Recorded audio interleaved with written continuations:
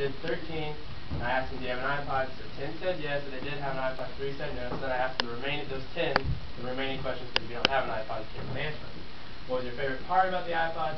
6 said, well, just the music and listen to it. 4 said the convenience of it, how they can listen to it anywhere. And I said, how much do you use your iPod? I gave them 3 choices: a lot, every now and then, in a day, and then not at all. 7 people said a lot, 2 people said kind of every now and then, 1 person said not at all. And I asked, what type of iPod do you have? 7 people said Nano, and 3 said an iPod Touch. And I asked, what is your favorite color iPod? And I asked a lot of girls, so pink 1, 6, and 2 was black. This was supposed to be silver for the other 2, but there wasn't really silver to draw, so kind of gray. Now, I asked people if you think the iPod is at a reasonable price, and here's the interesting part. 7 people that said yes had all nanos, so like the easier one, and the 3 that said no had touches, and they're all expensive, and they didn't really think it was worth all of it. And I asked them if you changed anything about the iPod. 8 said no, 2 said yes, but it was only color. Then finally, the last question was, would you recommend getting an iPod for the consumer report? And all 10 said yes, so it seemed like a good buy. The iPod Nano 4th generation 8GB model is getting good reviews from consumers. On www.newegg.com, 3 people wrote and commented on this version of the iPod. Statman11 wrote, excellent product that works straight out of the box. Another customer who is not applicable said it has lots of features and good battery life, sharp display, and auto-rotates display. However, the product cannot be charged using iPod cable on many car stereos that are iPod ready to control the iPod. The cables that work on Generation 3 do not work on this new Generation 4 unit. Quite disappointed in Apple for disabling that feature. Would have given it a 5 if they had not disabled charging from the older cables. Perhaps iPod would release a new firmware of adapter to allow charging from other cables.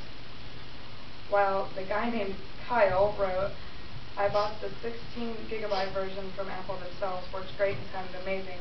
Already dropped it, and it's pretty obvious it can take a beating. The whole unit is scratch-proof, so no worries about that. The video playback is awesome, and the resolution is pretty amazing. The accelerometer feature is probably my favorite of all of them.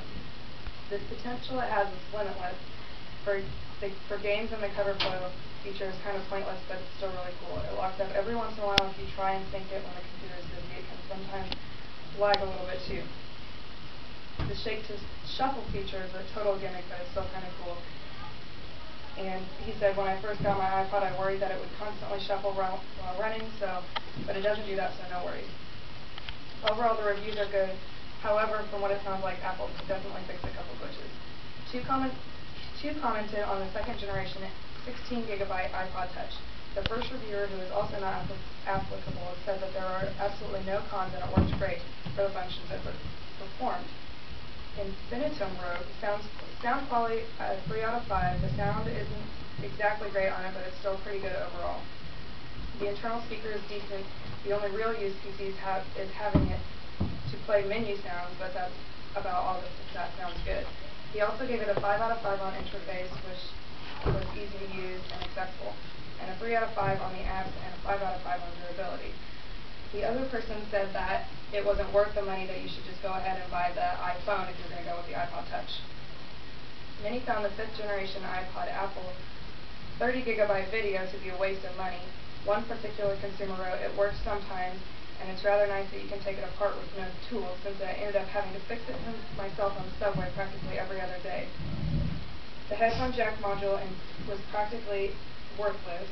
This is the first thing that broke. He took it in to get it fixed under warranty, and of course Apple scammed him. They wiped his hard drive and it would not fix it, so he bought the part that he needed from the factory and fixed it himself. It was an easy enough job, but it did cost me $25. Since then, he had to replace the headphone jack module 6 times, and has had to replace the lousy battery and logic board once each. This voided the non-existent bogus warranty. Now his hard drive apparently has bad sectors. If he plays any song by an artist that starts with an S, then he has to split open the shell of the device and unplug the battery from the logic board to restart it. There is no other way to shut it off when it hits a bad sector. Hard reset does nothing. Plugging it into the computer does nothing, and this happens constantly.